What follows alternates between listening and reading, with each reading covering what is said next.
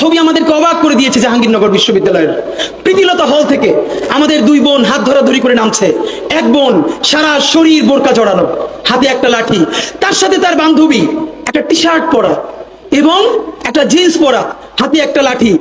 কে jeans পরা আর কে বোরকা পরা এই চিন্তা তারা করে নাই। আওয়ামী লীগের সমস্ত ন্যারেটিভ ভেঙে দিয়ে, ফ্যাসিবাদের, ভারতীয় আধিপত্যবাদের, হিন্দুত্ববাদের ন্যারেটিভকে নাই করে দিয়ে দুই বোন হাতে হাত ধরে হাতে লাঠি নিয়ে ছাত্রলীগ মুক্ত করেছিল জাহাঙ্গীরনগর বিশ্ববিদ্যালয়। আমাদের সেই একতা আজকে কোথায়? জাহাঙ্গীর আমরা পছন্দ করিয়েন না, করি অনেকে নাও করতে পারেন।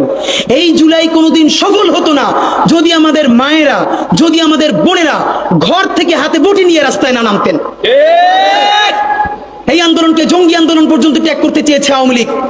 ডক্টর ইউনূস আমেরিকায় গেলেন, ওনাকে পরবর্তী জিজ্ঞেস করা হলো এইখানে কি জঙ্গিবাদের উত্থান করতে পারে? তিনি বললেন যে আন্দোলন সফলই করেছে বাংলাদেশের আপমর নারীরা, সেখানে জঙ্গিবাদের উত্থান হবে কোত্থেকে? হ্যাঁ, এটাই তো সত্য।